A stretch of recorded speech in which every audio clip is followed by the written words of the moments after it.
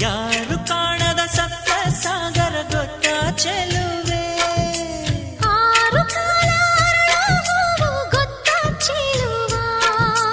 ಹೇಳಿಬಿಟ್ಟರೆ ಕೇಳಬಲ್ಲೆ ಮನಸ್ಸು ಕೊಟ್ಟ